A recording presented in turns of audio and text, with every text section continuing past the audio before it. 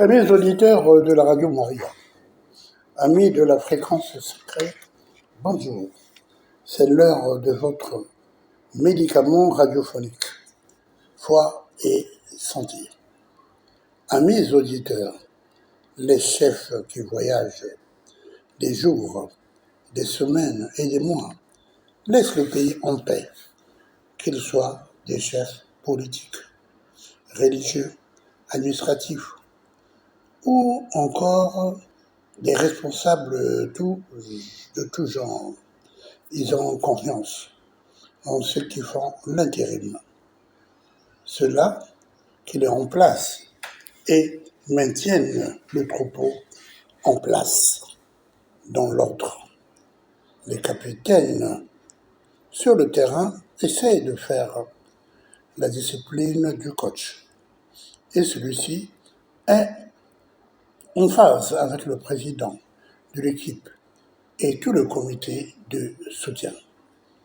Le père de famille, qui avant de s'en aller au pays des allongés, réunit ses enfants, tel l'avait fait Jacob le patriarche dans la Bible. Il a confiance que l'ordre régnera après lui. L'enseignant, qui présente son poulain brillant. Alors je disais que l'enseignant, qui présente son poulain brillant, a un concours important à confiance en lui. La confiance est comme la pensée, un fil spirituel qui se tend vers celui pour qui on espère qu'il atteindra le but, ou il réalisera ce qu'on attend de lui. Et ne vient pas seul, mais s'arc-boute avec des réalisations antérieures, des témoignages et un état d'âme.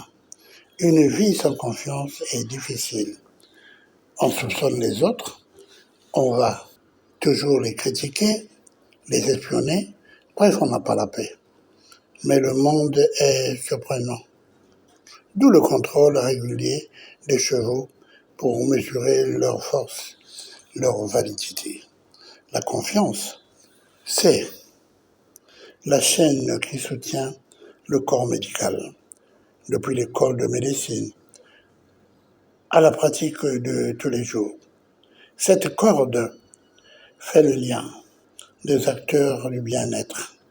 Les étudiants font confiance aux enseignants et ceux-ci leur rendent cette même vertu le jour où ils sont autorisés à exercer, le jour où ils sont déclarés médecins.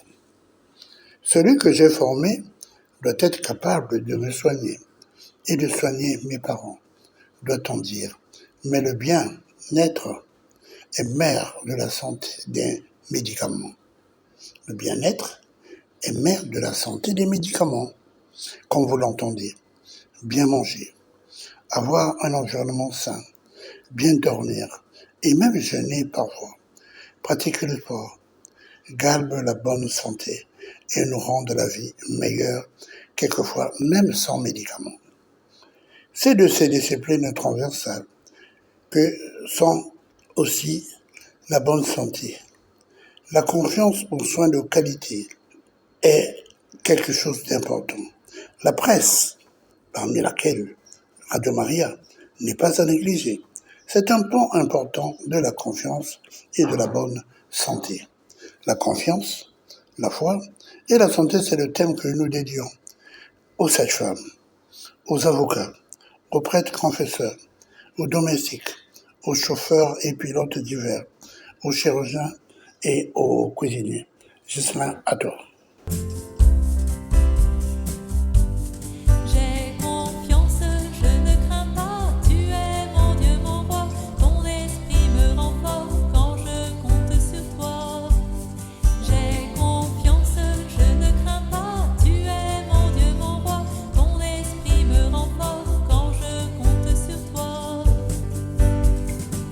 Je bondis de joie, je danse pour toi, je marche avec toi.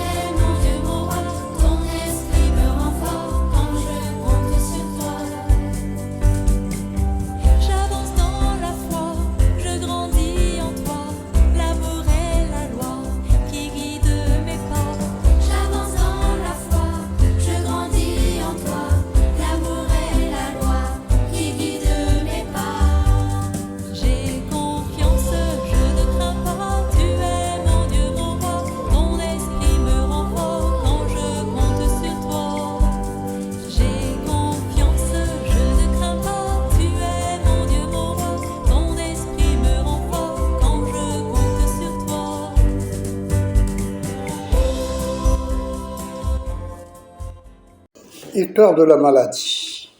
Marina, 4 ans, avait des angines à répétition. À l'examen de l'oropharynx, c'est la partie du fond de la gorge quand on regarde avec une torche. Le docteur Georges Emmanuel avait constaté de grosses amygdales anfractueuses. Anfractueuses, ça veut dire qu'ils contiennent des petits points blancs qui sont infectés. Le docteur programma une amygdalectomie soulagée. L'amygdalectomie, c'est l'opération des amygdales. Il retira les amygdales selon les règles de l'art. Désormais, la respiration était devenue normale. La fièvre nocturne répétitive, les angines graves avaient disparu et l'enfant a grandi normalement. À 29 ans, Marina, se souvenant toujours de son médecin, qui d'ailleurs n'avait jamais quitté la famille, par les moindres conseils, les orientations, les soins de tous les jours, le choix des autres spécialistes, c'était à lui qu'on rendait compte de tout ce qui se passait de la famille. Et Marina se souvint de lui. Et ce médecin affecté dans un centre de santé maternelle infantile fut choisi pour suivre la grossesse et l'accouchement de Marina, là où il devint directeur. Et un jour, Marina va donc accoucher au centre dirigé par ce médecin. Celui-ci, donc, avait choisi une sage-femme appropriée. Et tout se passa bien, sous le fait de la confiance. La foi avait sauvé et les relations sont devenues sincères et sacrées. Nous allons écouter Officier de santé, ta mission est sacrée.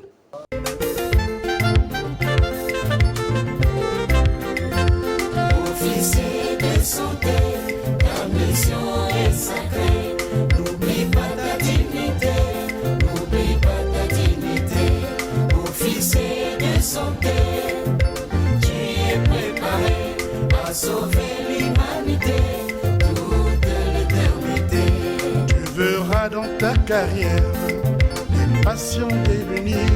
N'oublie pas tes repères quand tu soignes les petits. Sois toujours attentif aux plaintes du malade. Sois toujours réceptif aux remarques camarades. Tu verras dans ta carrière des façons de mini.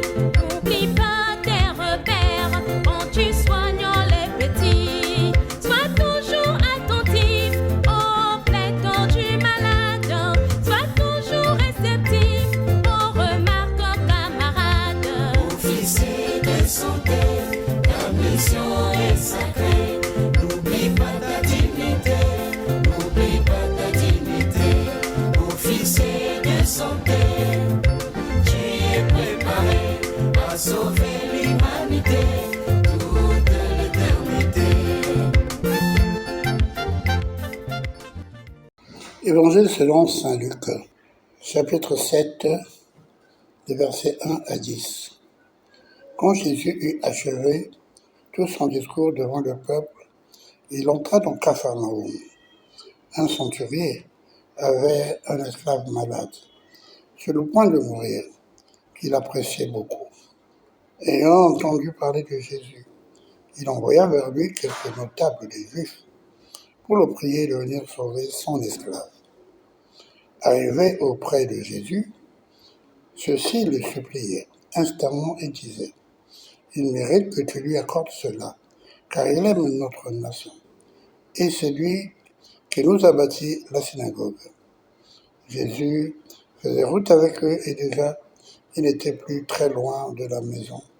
Quand le centurion envoya des amis pour lui dire « Seigneur, ne te donne pas cette peine, car je ne suis pas digne que tu entres sous mon toit. » C'est pour cela aussi que je ne me suis pas jugé moi-même autorisé à venir jusqu'à toi.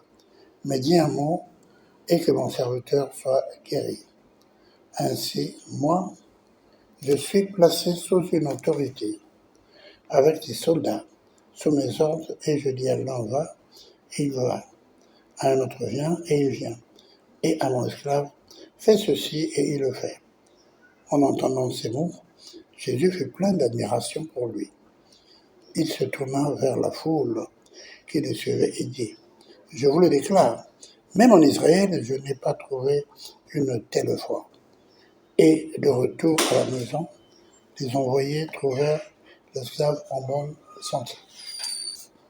Amis auditeurs, Jésus a de l'admiration pour celui qui a de la confiance.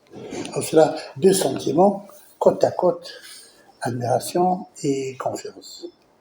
Jésus a de l'admiration pour cette personne qui a eu confiance. Est-ce qu'il nous arrive d'admirer ceux qui ont confiance en nous, de les respecter? Aujourd'hui, notre corps médical est chapeauté par plein d'anti-valeurs et beaucoup de nos patients ont perdu confiance. Comment allons-nous faire pour retrouver la confiance? Amis auditeurs, voilà un peu, nous allons essayer de décortiquer ce passage. Ce matin, me trouvant à la grotte pour le chapelet, nous étions environ 10 à la place Mariale. Un oiseau vint se poser sur mon pied. Il semblait fatigué, exténué, et il resta là 30 minutes. Un enfant voulut le chasser, mais je lui interdis vivement de le faire. Puis l'oiseau s'en alla, clopant, Kahin Kaha. Il fila vers la croix. Je me suis dit, mais que ce rapprochement me rappelle celui de Jésus, qui se rapproche de nous et puis prend nos péchés sur la croix afin de nous alléger la tâche. Venir vers, s'attacher à, partir en souffrant. Tel fut l'oiseau de la Saint-Joseph, Jésus l'a fait pour nous, j'ai confiance. En fait, avoir confiance que l'on va réussir sa vie et être stable dans 5 ans passe par les étapes suivantes. Moi, agent de santé, je dois tous les jours voir et revoir mon rêve de succès se réaliser. La première chose à voir, c'est la clarté dans l'esprit. Pour le centurion, il était clair que le Christ va sauver son fils, son esclave, son serviteur. Il incita, comme s'il voyait le film, ayez une vision claire de ce que vous voulez devenir. Ne restez pas sur place, ballottez de gauche à droite, comme le fait une vague avec un bouchon tombé sur la mer, sans destination fixe. Regardez clairement la direction que vous visez et ça sera la première étape qui sera franchie. La deuxième chose à savoir, c'est la compétence. Notre savoir, les autres ou l'État nous reconnaît du savoir-faire, diplôme ou pas, cela est attesté. Même implicitement, sachez garder votre place et votre élan, celui qui n'avance pas et recule. La performance. Ce qui est reconnu sur papier est bon, mais c'est le résultat pratique qui compte. Évitez qu'il y ait des équilibres entre votre connaissance théorique et votre savoir pratique. Dites-vous toujours que c'est le peuple qui donne le vrai diplôme, nous disait le regretté docteur, professeur, ministre Gaston Bicandou. La concentration. Ne perdez pas de vue l'objectif que vous poursuivez. Concentrez-vous sur la vision. Elle paiera un jour. Attention à ne jamais tanguer de gauche à droite. La considération des autres. Considérez les autres qui sont prêts à vous accompagner, à marcher avec vous. Une bonne vision utilise plusieurs regards, mais attention, ne dévoilez pas tout à tout le monde. La constance. N'arrêtez pas de forger votre activité, votre futur, votre destin est entre vos mains. La constance, ce n'est pas rester stable comme le X du mathématique. On avance pas à pas, tous les jours un petit pas. C'est l'attitude qui est constante et non la position. La créativité. Pour atteindre notre but, il y a des petits exercices, des petites activités préparatoires que nous pouvons faire pour petit à petit avancer. Paul Meurès, notre confrère du quartier, a fini par devenir électronicien. Tout petit, et il fabriquait un écran de télévision avec le cadre d'un carton de chaussures ou un carton tout court qu'il fermait avec du papier fin. Il mettait derrière des poupées et une bougie qui reflétait les ombres à l'écran. Nous, tout petits, nous étions émus, nous étions contents. C'était notre première télévision. L'engagement, c'est le fait de mettre toute sa tête dans la vision, ne plus reculer. On obstétrique, quand le bébé a mis sa tête dans le bassin, et il ne peut plus reculer. La naissance est imminente, il va naître. Le courage, il faut affirmer, il faut affronter beaucoup de choses. Quand on a une vision claire, qu'est-ce qu'il faut affronter? La fatigue, les échecs, les sarcasmes, les moqueries, les détracteurs. Alors il faut vous laisser dominer la peur. C'est être courageux, dominer la peur. Enfin, la confiance. C'est la somme des 9 qualités que nous avons citées. C'est la sérénité, que tout ira bien malgré les difficultés. Et Jean-Claude Janava nous dit la même chose en chanson. N'ayons pas peur du temps qui passe. N'ayons pas peur du temps qui vient. À chaque jour suffit sa grâce. N'ayons pas peur du lendemain. Tellement de choses nous dépassent, tellement de flou et d'incertain. Aurais-je encore un peu d'audace et même la force de faire face pour attendre encore le matin? N'ayons pas peur du temps qui passe. N'ayons pas peur du temps qui vient. À chaque jour suffit sa grâce. N'ayons pas peur du lendemain. Je ne sais pas ce qui m'arrive. Ma seule question, c'est pourquoi. À peine le goût de poursuivre, elle est trop loin, cette autre rive. Je vais abandonner, je crois. N'ayons pas peur du temps qui passe. N'ayons pas peur du temps qui vient. À chaque jour suffit sa grâce. N'ayons pas peur du lendemain. Histoire de la médecine. Confiance et santé.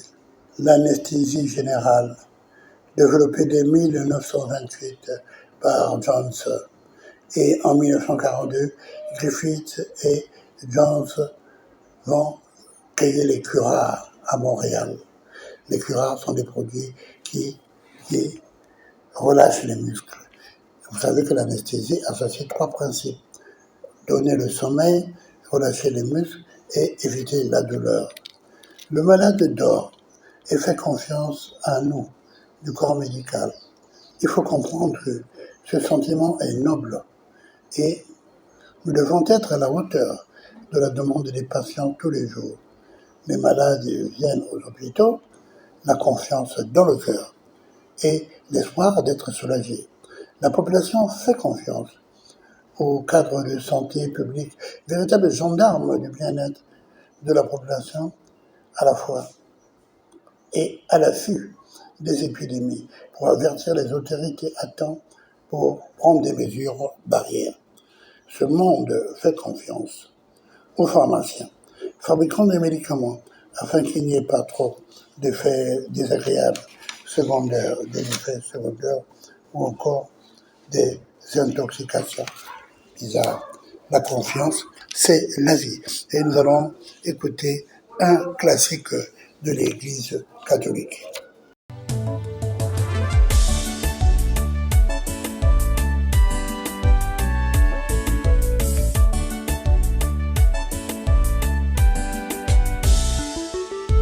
Confiance en Dieu, faisons confiance.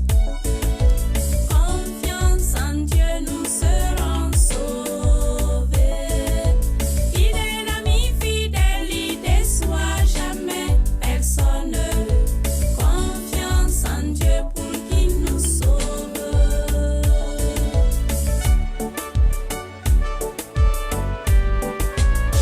Mets ta confiance en Dieu et fais de lui ton appui.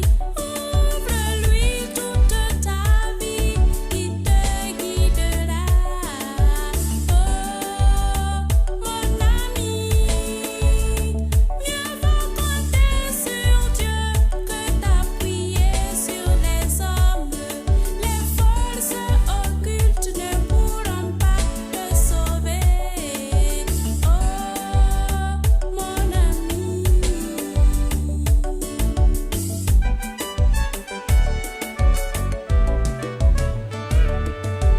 Il n'y a pas de problème sans solution pour Jésus, ni de maladie sans remède pour Jésus. Mais fais-lui confiance et tu feras.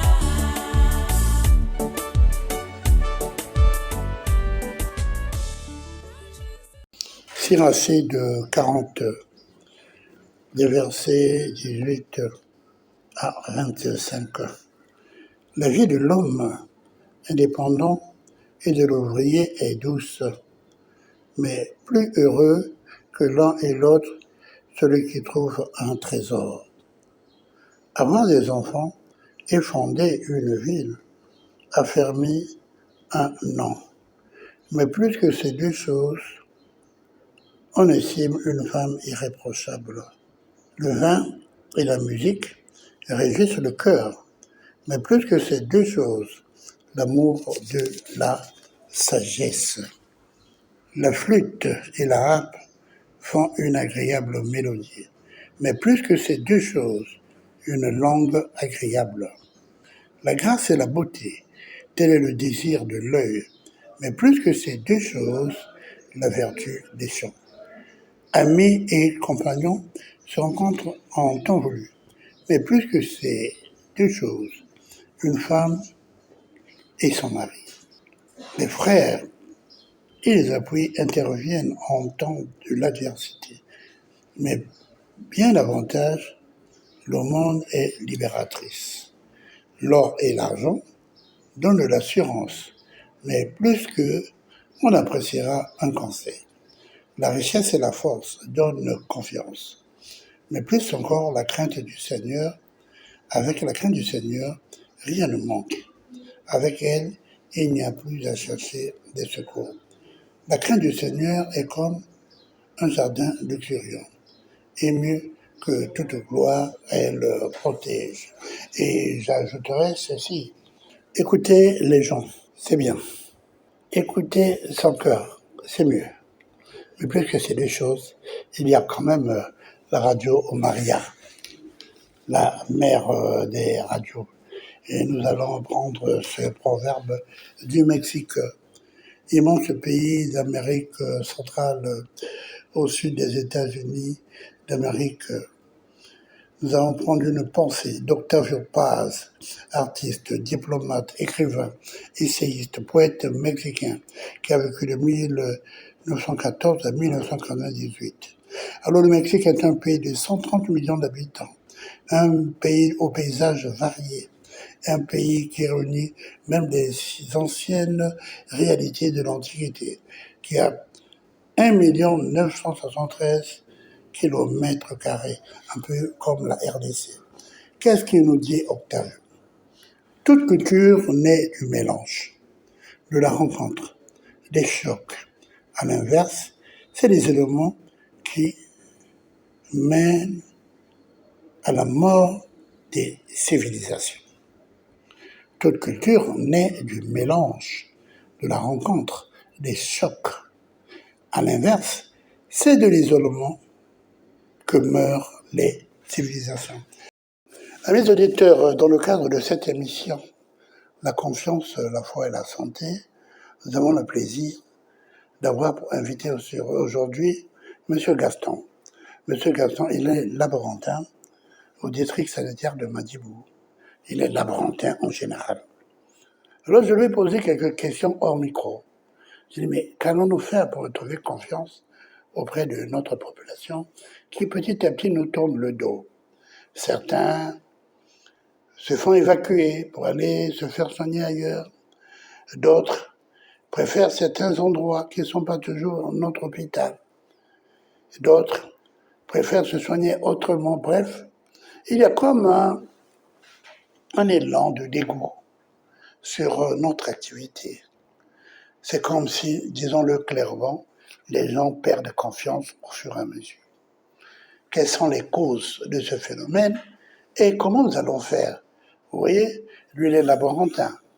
Nous, les médecins, quand on demande un examen, on a confiance et on prescrit par rapport. Moi, je suis chirurgien. Quand le malade, on l'endort, il me fait confiance.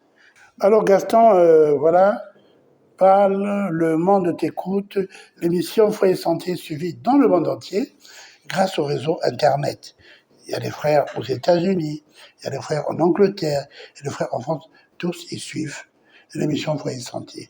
Qu'est-ce que tu peux dire aujourd'hui pour nous sortir de cette bouillie qui est la fuite de la confiance de la population de nos centres de santé?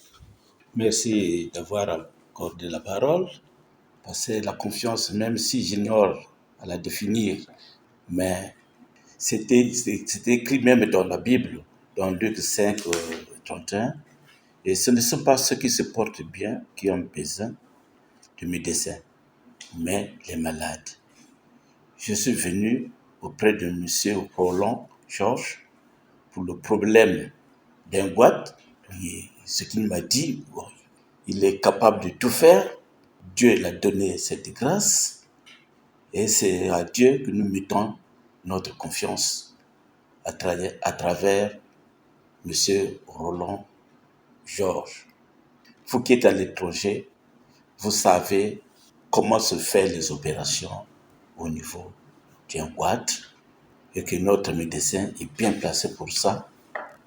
N'ayez pas peur et la confiance en Dieu et à cet homme. Je m'arrête là. Si vous avez bien suivi, il a fait le lien entre l'homme et Dieu. C'est pour dire que ce n'est pas le docteur qui guérit, c'est Dieu. C'est pour dire que le médecin que je suis doit demander le chemin à Dieu avant de faire tout ce qu'il veut. Que ce soit dans sa vie de famille, que ce soit dans son travail de tous les jours. C'est Dieu qui doit guider le corps médical. Et Gaston n'est pas très prolifique, il n'a pas beaucoup parlé, mais il veut dire aussi par là que si nous devons retrouver notre blason d'hôpital bien-aimé, nous devons marcher avec Dieu. C'est comme ça que nous comprendrons comment récupérer la confiance qui est en train de partir par la fenêtre. Et nous allons donc commencer cette activité de prédication auprès du corps médical pour que les gens reviennent à Dieu. Voilà, amis auditeurs, c'était là la parenthèse découverte. Amis auditeurs, merci. Merci pour votre attachement à l'émission Foi et Santé.